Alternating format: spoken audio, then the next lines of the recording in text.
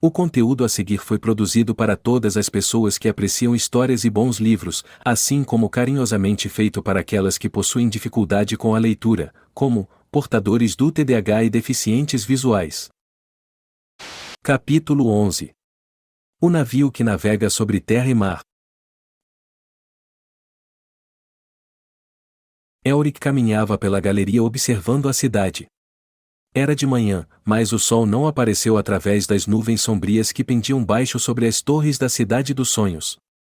A vida de Aimir continuava inalterada nas ruas abaixo, exceto pela ausência da maioria dos seus soldados, que ainda não haviam retornado para casa de suas buscas infrutíferas. E não retornarão para casa pelos muitos meses que virão. Quantos dragões ainda dormem nas cavernas? Pergunta Elric. Talvez 2. Levaria muito tempo para acordá-los, e mesmo assim, duvido se eles teriam alguma utilidade para nós. Responde Daivin-Tvar. Daivin-Tvar apoiou-se no parapeito da galeria e observou as ruas com um olhar vago. Seu rosto estava cansado e seus braços cruzados sobre o peito, como se tentasse conter o que restava de sua força. O que é este navio que navega sobre terra e mar que Eriok falou? Eu li sobre isso antes, no Grimório de Prata e em outros tomos. Um navio mágico. Usado por um herói melniboniano mesmo antes da existência de Melniboné e do Império. Mas onde ele existe, ou se existe, eu não sei. Quem poderia saber? Ouvindo Elric, Daivin-Tvar endireitou as costas e se voltou para a cena abaixo perguntando. Eriok? Sim. Elric responde encolhendo os ombros. Mas ele não quis me contar. E os seus amigos elementais da água? Eles não haviam lhe prometido ajuda? Eles não dominam o conhecimento a respeito de navios? Elric franziu a testa, aprofundando as linhas que agora marcavam sua face. Sim. Strasha deve dominar tal conhecimento. Mas estou relutante em pedir seu auxílio novamente. Os elementais da água não são criaturas poderosas como os senhores do caos. A sua força é limitada e, além disso, eles tendem a ser criaturas caprichosas, à maneira dos elementos. Além disso, hesito em usar feitiçaria, a não ser quando absolutamente imprescindível. Você é um feiticeiro, Elric. Já mostrou sua grandeza a esse respeito, envolveu a mais poderosa de todas as feitiçarias, a invocação de um senhor do caos. E você ainda se contém? Sugiro, senhor meu rei, que você reconsidere essa lógica e que a julgue infundada. Você decidiu usar feitiçaria em sua perseguição ao príncipe Irkun. A sorte já está lançada. Seria sensato usar feitiçaria agora. Daivin, você não pode imaginar o esforço físico e mental envolvido. Eu posso imaginar, meu senhor. Sou seu amigo. Não gostaria de vê-lo atormentado pela dor, e ainda assim. Então Elric lembra o amigo dizendo. Mas também há a dificuldade devido à minha fraqueza física. Quanto tempo eu posso continuar usando essas poções tão fortes que me sustentam? Elas me abastecem de vitalidade, sim, mas a fazem usando os meus poucos recursos. Eu poderia morrer antes de encontrar Simoril. Eu não deveria ter dito isso. Elric se aproximou e colocou sua mão branca no manto cor de manteiga de Daivin-Tvar. Mas o que eu tenho a perder? Não. Você está certo. Eu sou um covarde por hesitar quando a vida de Simoril está em perigo. Repito minhas tolices, as mesmas que trouxeram todos nós a esta situação. Chegou a hora de ir em frente. Você vem comigo para o mar? Sim. Daivin-Tvar começou a sentir o peso da consciência de Elric cair sobre ele também. Era uma sensação peculiar para um melniboniano e Daivin-Tvar sabia muito bem que ele não gostava nem um pouco dessa sensação. Elric tinha cavalgado por esses caminhos quando ele e Simoril eram felizes. Parecia ter sido um longo tempo atrás. Ele havia sido um tolo em acreditar naquela felicidade. Virou a cabeça de seu cavalo branco para o despenhadeiro e o mar além. Uma leve chuva caía. O inverno estava chegando rapidamente em Melniboné. Eles deixaram seus cavalos sobre o despenhadeiro, para que não fossem perturbados pela feitiçaria de Elric, e desceram até a praia. A chuva caía no mar. Uma névoa pairava sobre a água a pouco mais de 5 navios de distância da praia. Tudo estava mortalmente quieto e, com as altas e sombrias falésias atrás deles e a parede de névoa adiante, pareceu a Daivin-Tvar que tinham entrado em um submundo silencioso onde poderiam ser facilmente encontradas as almas melancólicas daqueles que, nas lendas, tinham se suicidado por um processo de lenta automutilação. O som das botas dos dois homens nas pedras era alto, mas abafado pela névoa que parecia sugar os ruídos e engoli-los avidamente, como se sua existência dependesse deles. Elric murmurou, parecendo não notar os arredores melancólicos e depressivos. Tenho de me lembrar do poema rúnico que surgiu tão facilmente, sem eu me dar conta, em minha mente não muitos meses atrás. Ele saiu do lado de Daivin-Tvar e desceu até o lugar onde a água fria tocava a areia e ali, cuidadosamente, se sentou, com as pernas cruzadas. Seus olhos se fixaram, vagamente, em meio à névoa. Para Daivin, o albino alto parecia ter encolhido quando se sentou. Parecia ter se tornado uma criança vulnerável e Daivin-Tvar se compadeceu de Elric, pensou em sugerir que a feitiçaria fosse terminada e que eles buscassem as terras de Oin e Il por meios comuns. Mas Elric já estava levantando a cabeça como um cão levanta a cabeça para a lua. E palavras estranhas e fascinantes começaram a cair de seus lábios, tornando-se claro que, mesmo se Daivin-Tvar falasse agora, Elric não iria ouvi-lo. Daivin-Tvar não estranhava a língua superior. Como nobre melniboniano, ele aprendeu-a de forma natural, mas as palavras pareciam, contudo, estranhas para ele, pois Elric usava inflexões e ênfases peculiares, dando às palavras um peso especial e secreto, cantando-as em uma voz que variava de um gemido grave até um falsete agudo. Não era agradável ouvir tais ruídos vindos de uma garganta mortal, e agora Daivin-Tvar tinha uma compreensão clara da razão pela qual Elric era relutante em usar feitiçaria. O Senhor das Cavernas dos Dragões, mesmo sendo melniboniano, viu-se inclinado a recuar 1 ou 2 passos, ou até retornar para o topo do despenhadeiro para observar Elric de lá. Tinha que se esforçar para manter sua posição enquanto a invocação continuava. Por um bom período de tempo o cântico rúnico continuou. A chuva batia mais forte sobre os seixos da praia e os fazia brilhar. Caía mais ferozmente no mar parado e escuro, açoitava o rosto da frágil figura pálida que cantava, e levou Daivin-Tvar a tremer e puxar sua capa para mais junto de si. Stracha! Stracha! Stracha! As palavras se misturavam com o som da chuva. Mal podiam ser entendidas como palavras agora, eram como os sons que o vento poderia emitir ou como uma língua que o mar poderia falar. Stracha! Novamente Daivin-Tvar teve o impulso de se mover, mas desta vez queria ir até Elric e dizer-lhe para parar, para considerar outros meios de se chegar às terras de Oin e Il. Stracha! Havia uma agonia enigmática em seu grito. Stracha! O nome de Elric se formou nos lábios de Daivin-Tvar, mas ele descobriu que não podia falar. Stracha! A figura de pernas cruzadas se agitava. A palavra tornou-se o chamado do vento através das cavernas do tempo. Stracha! Estava claro para Daivin-Tvar que, por alguma razão, o cântico rúnico não estava funcionando e que Elric estava usando todas as suas forças sem obter resultado. Ainda assim não havia nada que o Senhor das Cavernas dos Dragões pudesse fazer. Sua língua estava congelada. Seus pés pareciam pregados ao chão. Ele olhou para a névoa. Ela parecia estar se arrastando para mais perto da praia, assumindo uma luminosidade estranha e esverdeada. Olhou ainda mais atentamente para ela. Houve uma violenta perturbação da água. O mar atingiu a praia com fúria. As pedras na praia estalaram. A névoa se afastou. Luzes vagas piscaram no ar e Daivin-Tvar pensou ter visto a silhueta brilhante de uma figura gigantesca emergir do mar. Percebeu que o canto de Elric havia cessado. Rei Stracha! Elric falava agora com uma voz que se aproximava do seu tom normal. Você veio. Eu agradeço. A silhueta falou, e a voz lembrou a Daivin-Tvar as ondas pesadas e lentas quebrando debaixo de um sol amigável.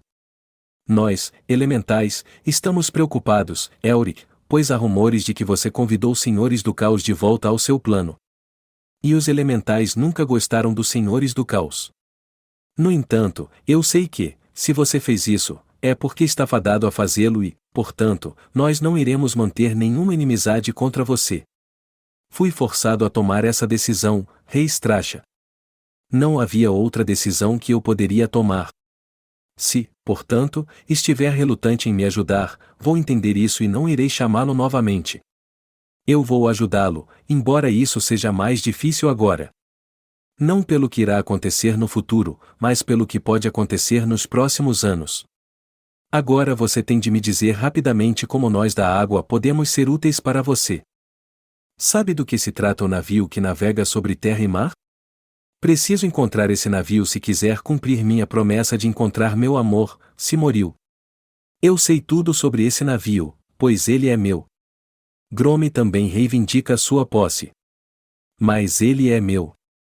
Meu, sem sombra de dúvida. Então Elric pergunta. Grome da terra. Sim, Elric, Grome da terra abaixo das raízes. Grome da terra e de tudo o que vive debaixo dela. O meu irmão, Grome. Há muito tempo, já que mesmo nós elementais contamos o tempo, Grome e eu construímos aquele navio para que pudéssemos viajar entre os reinos da terra e da água sempre que quiséssemos. Mas nós nos desentendemos e brigamos. Que sejamos amaldiçoados por tal idiotice. Houve terremotos, maremotos, erupções vulcânicas, tufões e batalhas das quais todos os elementais participaram, e o resultado foi que novos continentes foram arremessados para cima e os antigos foram submersos. Não era a primeira vez que lutávamos um contra o outro, mas foi a última. E, finalmente, para que não destruíssemos um ao outro totalmente, fizemos as pazes. Eu dei a Grome parte do meu domínio e ele me deu o navio que navega sobre terra e mar. Mas ele entregou a embarcação bastante contrariado e por isso ela navega o mar melhor do que navega a terra, porque Grome tenta impedir seu progresso sempre que pode. Mesmo assim, se o navio é de utilidade para você, você deve obtê-lo. Eu lhe agradeço, rei Stracha. Onde devo encontrá-lo? Ele virá. E agora meu cansaço aumenta, pois quanto mais distante estou de meu reino, mais difícil é manter minha forma mortal. Adeus, Elric, e seja cauteloso. Você tem um poder maior do que imagina e muitos desejariam fazer uso dele para seus próprios fins. Devo esperar aqui pelo navio que navega sobre terra e mar? Não. A voz do rei do mar foi desaparecendo à medida que sua forma desaparecia. A névoa cinza voltou para onde a silhueta e as luzes verdes estavam antes. O mar estava calmo novamente. E últimas palavras longínquas foram ouvidas. Espere. Espere em sua torre. Ele virá. Algumas pequenas ondulações chegaram à praia e, então, foi como se o rei dos elementais da água jamais tivesse estado ali. Daivin-Tvar esfregou os olhos. Lentamente a princípio, começou a mover-se para onde Elric ainda estava sentado. Delicadamente, abaixou-se e ofereceu ao albino sua mão. Elric olhou com alguma surpresa. Daivin-Tvar. Quanto tempo se passou? Algumas horas, Elric. Em breve será noite. A pouca luz que temos agora vai começar a minguar. É melhor cavalgarmos de volta para Ymir. Elric se levantou firmemente, com a ajuda de Daivin-Tvar, e murmurou distraidamente. O rei do mar me disse. Daivin-Tvar interrompe confirmando. Eu ouvi o rei do mar, Elric. Ouvi o seu conselho e ouvi sua advertência. Você deve lembrar de prestar atenção em ambos. Eu não gosto nem um pouco deste barco mágico. Assim como tudo que tem origem em feitiçaria, o navio parece ter vícios, bem como virtudes, como uma faca de 2 gumes que você levanta para apunhalar o inimigo, e que, em vez disso, apunhala você. Isso é o que se deve esperar quando a feitiçaria está envolvida. Então Elric diz.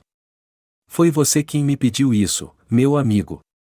Sim, disse Daivin-Tvar quase para si mesmo enquanto liderava a passagem pelo penhasco em direção aos cavalos. Sim. Eu não me esqueci disso, senhor meu rei. Elric sorriu palidamente e tocou o braço de Daivin-Tvar. Não se preocupe.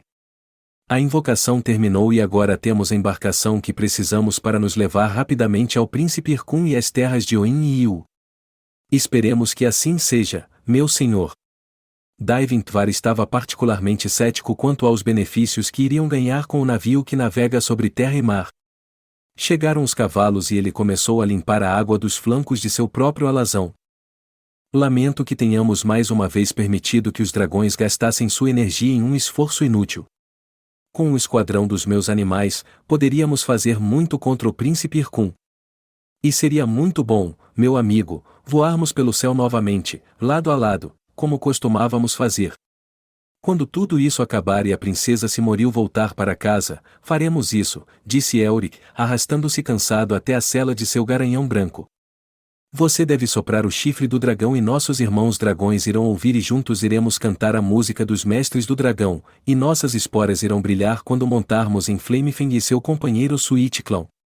Ah, será como nos dias da antiga Melniboné, quando não mais iremos comparar a liberdade com o poder, mas permitiremos que os reinos jovens sigam seu próprio caminho, com a certeza de que eles permitirão que sigamos o nosso. Daivintvar puxou as rédeas de seu cavalo. Suas feições eram serenas. Rezemos para que este dia chegue logo, meu senhor.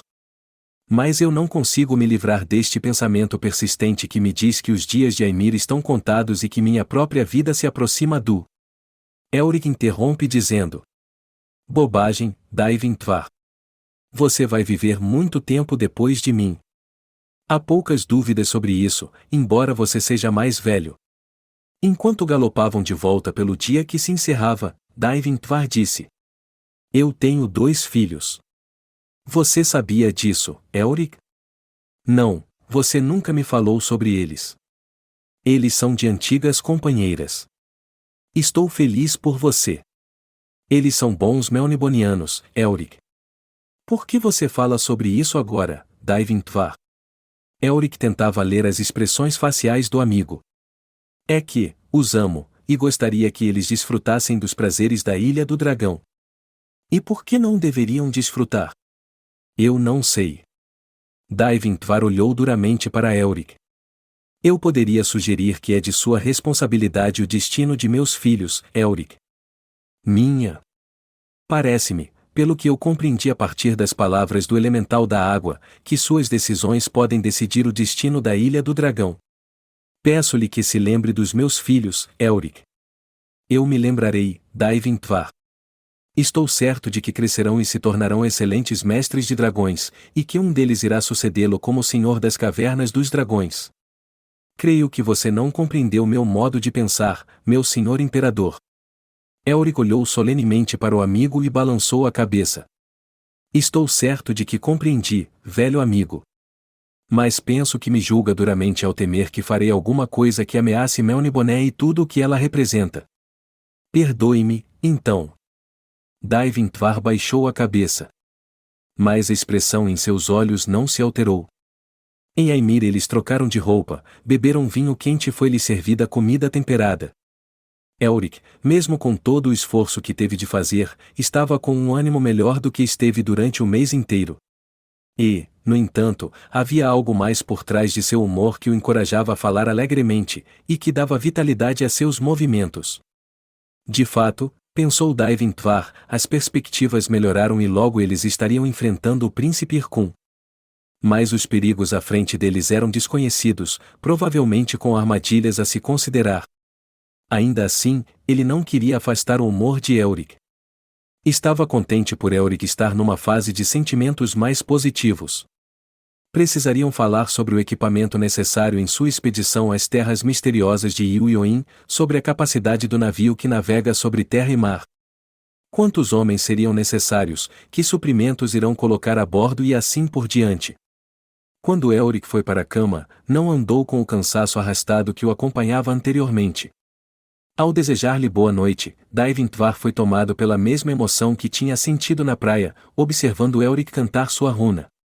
Talvez não tenha sido por acaso que usou o exemplo de seus filhos quando falou com Elric mais cedo naquele dia, pois ele tinha um sentimento que era quase de proteção, como se Elric fosse um menino buscando por uma diversão que pudesse não lhe trazer a alegria que esperava. Daivintvar dispensou tais pensamentos o melhor que pôde e foi para sua cama. Elric pode se culpar por tudo o que havia ocorrido quanto a Irkun e Simoril, mas Daivintvar se perguntou se também não tinha alguma parcela de culpa. Talvez devesse ter oferecido seu conselho mais convincentemente, com mais veemência, numa tentativa de influenciar o jovem imperador. E então, à maneira melniboniana, ele descartou essas dúvidas e perguntas como algo sem sentido. Havia apenas uma regra: buscar o prazer da forma que puder. Mas sempre fora esse o modo melniboniano? Daivin-Tvar se perguntou se na verdade Elric poderia ter um sangue regressivo e não deficiente. Poderia Elric ser uma reencarnação de um dos seus antepassados mais distantes? Sempre foi do caráter dos melnibonianos pensar apenas em si mesmo e em sua própria satisfação? E mais uma vez Daivin-Tvar descartou essas questões. Que utilidade teriam, afinal de contas? O mundo era o mundo. Um homem era um homem. Antes de ir para sua cama, foi visitar suas antigas esposas, acordou-as e insistiu em ver seus filhos, Daivin Slorm e Daivin Mav. Quando seus filhos, de olhos sonolentos, confusos, foram trazidos, ele olhou para eles por um longo tempo antes de enviá-los de volta. Não disse nada para eles, mas depois de terem sido levados, falou para Neopal e Saramal, suas ex-amantes, que ficaram tão perplexas quanto os seus descendentes. Leve-nos para as cavernas dos dragões amanhã para começarem seu aprendizado. Neopal então pergunta: Tão cedo, Daivin-Tvar? Sim. Temo que tenhamos pouco tempo. Na manhã seguinte, Daivin-Tvar voltou para a torre de Elric e encontrou o imperador andando pela galeria acima da cidade, pedindo ansiosamente por qualquer notícia sobre um navio avistado ao largo da costa da ilha. Mas nenhum barco tinha sido visto naquela região.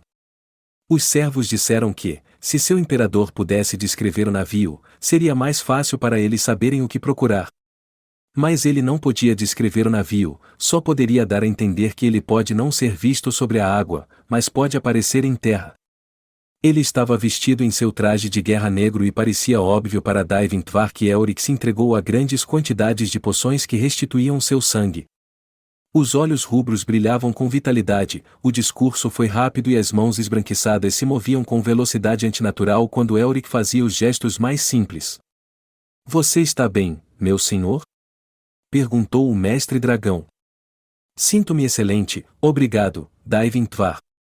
Elric sorriu.